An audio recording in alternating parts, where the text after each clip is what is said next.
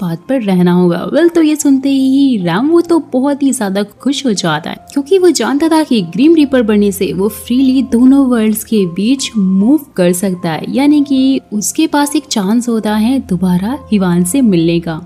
Present time में जैसे ही ये दोनों रैम्बो की मॉम से मिलने के लिए चाह रहे होते हैं, तो इनके मन में ये बात भी होती है कि मॉम तो बहुत सालों से ये अकेली रही होंगी, पता नहीं वो अपनी लाइफ आखिर कैसे बिता रही होंगी। वेल तो यहाँ पर एक और इंसान था जो कि जिनसुक को जानता था, जो कि थी सीईओ रियो। जी हाँ दोस्तों, यहाँ पर हमें एक बहुत ही बड़ा सच मालूम चलता है। रियो एक बार रैम्बो से मिलने के लिए गई थी, जहाँ पर उसने उसको सारी की सारी सच्चाई बता दी थी, और अपने घर के डस्टबिन में उसे भी एक बहुत ही ज्यादा इंपॉर्टेंट डॉक्यूमेंट मिल गए थे, जिससे कि रैम्बो को मालूम चल गया था कि उसके फादर ने तो उसकी मॉम से कभी शादी की ही नहीं थी, बल्कि उसके फादर का उसकी मॉम के साथ में अफेयर चल रहा था, जबकि उनकी रियल वाइफ तो रियो थी। सच जानने के बाद ही मॉम ने रैम्बो के डैड को छोड़ दिया था, और दोस्तों यही वो रीजन था कि अब ये लोग सेपरेट हो चुके थे। सब कुछ जानने के बाद फिर फाइनली हिवान यहाँ पर एक आर्ट गैलरी में पहुंच जाती है रियो से मिलने के लिए, क्योंकि वो हर हाल में रैम्बो की मॉम का एड्रेस जानना चाहती थी, जो कि शायद अभी उनके पास ही होगा। हिवान का नाम सुनते ही वो फटाक से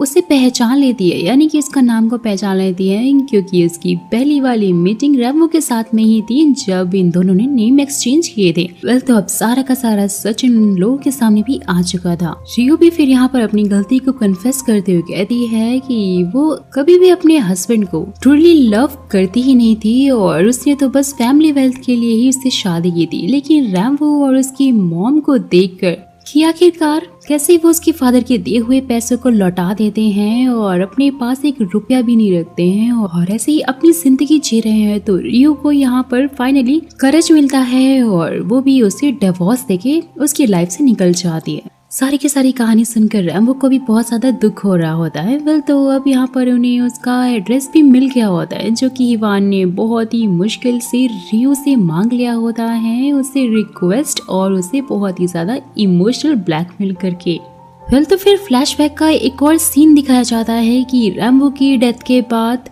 रैम्बो की मॉम यहाँ पर हिवान से मिलने के लिए भी पहुंची हुई होती है उसके घर पर, लेकिन हिवान के अंदर इतनी हिम्मत नहीं थी कि वो उन्हें फेस कर पाती, और इसलिए वो उनसे बात नहीं करती है, और इसी चीज का गिल्ट आज भी उसके अंदर है। हिवान की हालत यहाँ काफी ज्यादा खराब थी, वो बहुत ही ज्यादा सैड होती है, और इसलिए रैम्बो उसे अपनी मॉम के पास जाने से रोक रहा होता है। लेकिन भाई उसे तो हर हाल में क्लोजर चाहिए था और उनसे माफी भी मांगी थी, और इसलिए वो उनके पास जाना चाहती थी। इसी टाइम पर दोस्तों हमें रैम्बो के ग्रिम रीपर बनने की ट्रेनिंग का भी एक झलक दिखाई जाती है, जिसमें कि वो हमेशा हिवान के पास में रहने की ट्राई करता रहता था, लेकिन वो उसके पास रह नहीं पाता था। और जिससे कि दोस्तों यहाँ पर हमें ये पता चलता है कि रैम्बो तो हमेशा से ही हिवान के साथ में था और हमेशा से ही वो उसे प्रोटेक्ट भी करता आ रहा था। जैसे ही फिर ये लोग बस से उतरकर जा रहे होते हैं, तो रैम्बो उसका हाथ पकड़कर उसे स्ट्रेंथ देने की कोशिश कर रहा होता है।